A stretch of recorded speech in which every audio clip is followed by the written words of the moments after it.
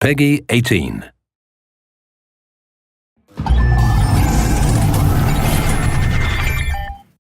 Hello everyone, I'm Colin Graham. I'm the animation director on Watch Dogs, and today I'm excited to present to you a vertical slice of the Watch Dogs free roaming experience. So actually, this is not a mission. Everything we're going to showcase today is completely systemic, and we're free to do as we please. We start off in the wards, the low-income district of our interpretation of Chicago. When creating the world of Watch Dogs, we wanted to stay true to the city and give a unique flavor to each and every neighborhood, not only in terms of the architecture, but also in terms of the people that you'll encounter and what is happening in their day-to-day lives. In the wards, you'll see working-class citizens, rusty cars, gang members, abandoned houses, and low-grade pawn shops. It's really not the kind of place that you're going to want to be alone after dark. Nowadays, modern cities are increasingly managed by software, controlling traffic lights, electricity grids, and surveillance systems. In our version of Chicago, this management software is called CTOS, or the Central Operating System. The CTOS controls everything in the city, and it was created by the Bloom Corporation. Since the CTOS has been installed in Chicago, people get to work faster, the crime rate is dropped, and the communication networks are now more accessible and stable than they ever were before. It goes without saying that if everything is connected, somebody able to take over the system would be extremely powerful. At this point in the game, we don't have control over this district's CTOS system. The icons that you see over people's head mean that we cannot hack into their mobile devices at the moment. We need to find the CTOS control center, install a backdoor virus into the system to take control over all of the infrastructure in this district. There it is, the CTOS control center.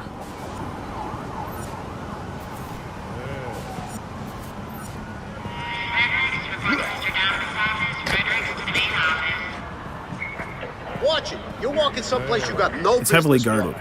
Let's see if we can find the server access codes from a distance. With cameras, we can explore restricted areas without being spotted, tag different guards, and access details on their lives. What the hell is she doing with that weasel motherfucker? It seems that Bloom employees all have a sort of shady past. There it is, the access code to the server room. Unfortunately, we can't access the server via the cameras. We need to sneak inside. One thing that was really important to us when we designed Watch Dogs was to fully support different player styles. Every situation in the game can be tackled the way the player sees fit. In this situation, we can go all out guns blazing, completely stealth without the guards ever seeing us, or we can hack from a distance without ever setting foot inside the restricted area. Let's hack this forklift. Aiden can use the environment to distract and lure guards. Pretty much anything you hack has multiple functions. So, for example, you could use this forklift to access the roof, or you could use it to create cover. Hacking in Watch Dogs is all about player expression. Let's set an improvised explosive device so we can hack it a little bit later.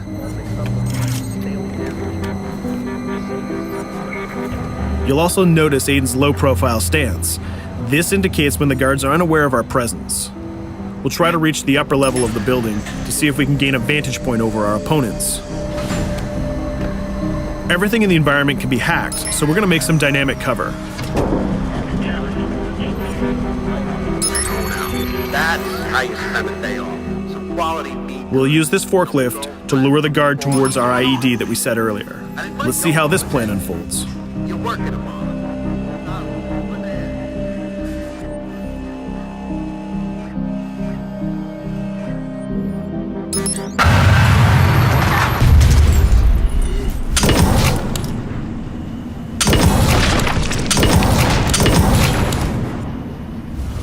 What you just saw is called focus. It represents Aiden's analysis capabilities and his quick reflexes. This gives the player more time to combine core game mechanics together, such as shooting, hacking, and driving, in order to handle more complicated situations.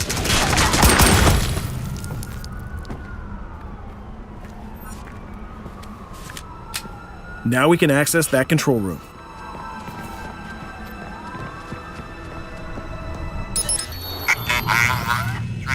Drop 2, 5.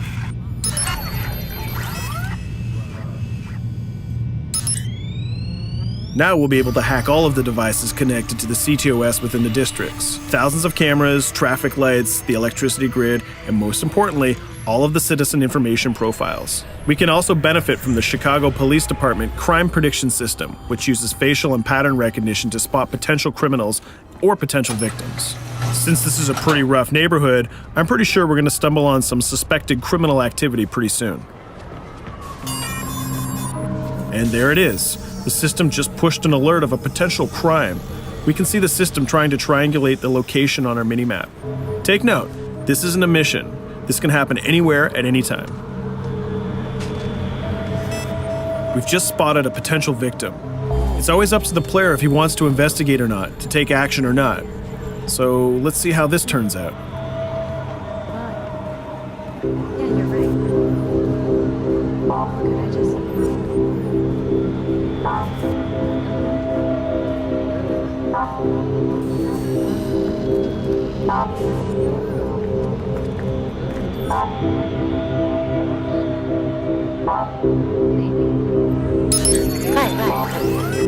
You think you're leaving me? Huh? Jesus, I told you to stay away from me! You belong to me now. Get it? You better leave or I'll call the cops! I'll fucking kill you, goddammit. Get off! Yo! That was close. Good thing that we intervened. We managed to prevent the crime, but we triggered a chase. From here, the criminal's behavior is unpredictable. He can try to get away, shoot back at us, surrender, or call for backup.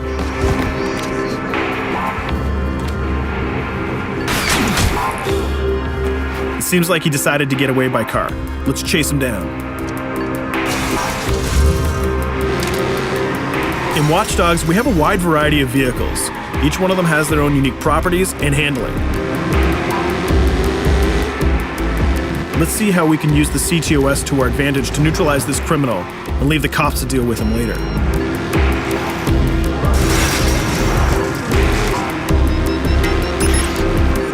The chase stops right here. Using the blockers usually reserved for the cops during interventions, we managed to stop this criminal without killing him. This gives us a reputation bonus. This system is at the core of the Watch Dogs experience. Depending on how we handle different situations in the game, the media and the citizens will have a different perception of our hero, whether he is a true vigilante or a reckless criminal. This will have repercussions throughout the game. Now, let's head for the Loop, the historical district of Chicago, where you're going to find the most iconic buildings in the city.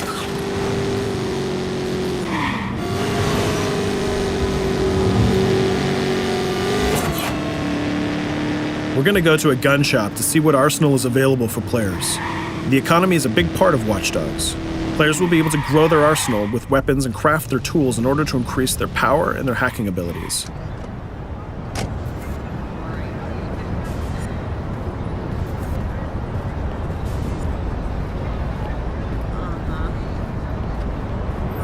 No, it's okay.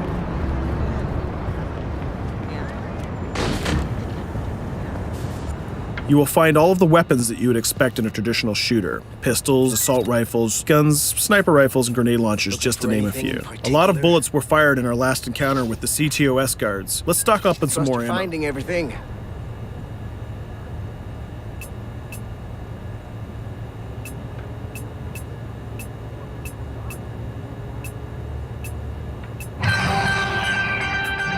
As we mentioned earlier, the media keep track of your actions and the citizens are going to react according to the perception that they have of you. Here, the media is reporting a crime in which you are the #1 suspect. The gun shop owner recognized you and decided to trigger a silent alarm to notify the police. Copy that. Possible one suspect presumed armed and dangerous. Police are now trying to locate the source of the threat using the surveillance system in the city, represented by the yellow circles on the minimap. Come in, PH3.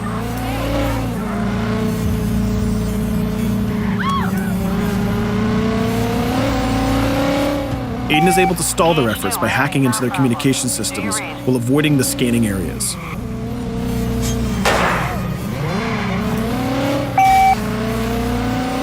PH units, do you copy? Repeat, squad to all PH units. Once they've lost our trail, we can go back to our activities.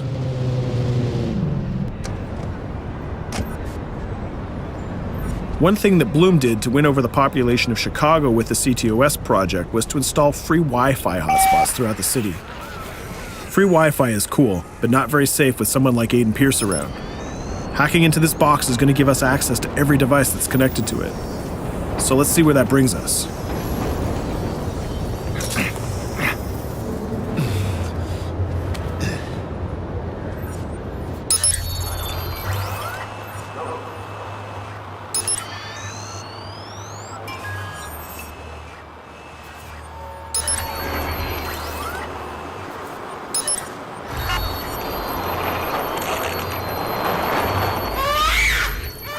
We just hacked into the webcam of a laptop. It seems that we're in the apartment of a mother and we can hear her baby crying in the background.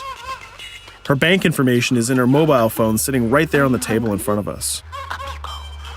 It's totally up to the player whether we decide to steal it or not. Of course, this won't affect our reputation because nobody can witness this action. Just like in real life, nothing is totally black or white, but rather many shades of gray. This is exactly the situation where we want the player to question his own morality. Let's go withdraw that money. If you think that you're alone, think again. Aiden is not the only hacker in town. Someone's trying to install a backdoor virus on Aiden's phone in order to steal a portion of the information that he's gathered through the game so far. First, we're gonna have to reach the area where the signal is coming from.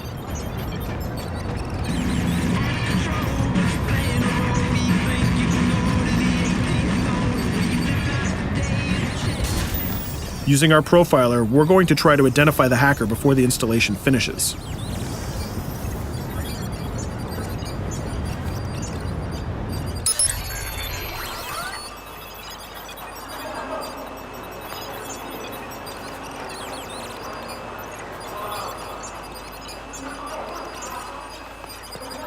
There he is.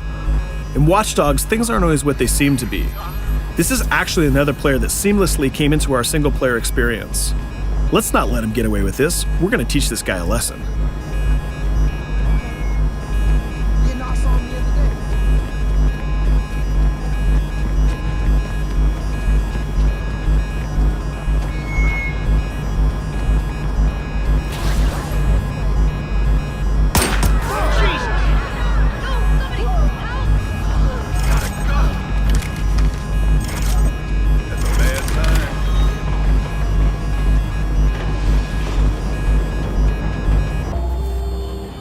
We stopped the hack, but the hacker managed to get away. I don't know about you, but we can't let this pass by. We need to retaliate. Using the grid, let's see if we can find that second player. There he is. Let's enter his game seamlessly.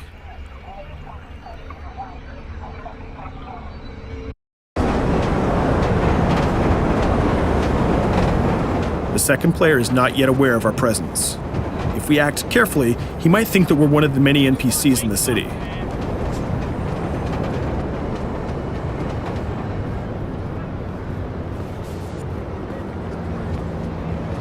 What was that?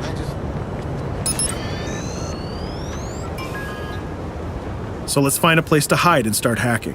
What's going on?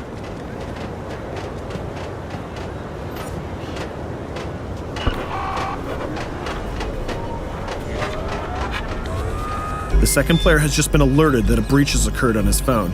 He's trying to find us using his profiler.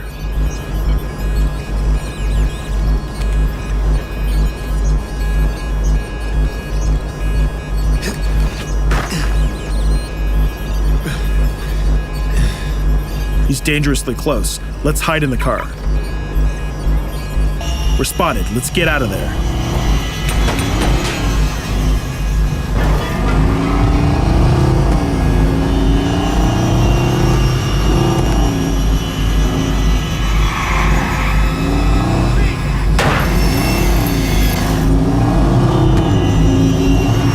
Let's set up an ambush right here. By dragging the other player back here into the alley, we make sure that no civilians get hurt during the firefight. We didn't succeed in hacking the second player, but we did get a little bit of revenge. So that's what we have time for today. We hope you enjoyed our quick gameplay session. Stay tuned for more about Watch Dogs.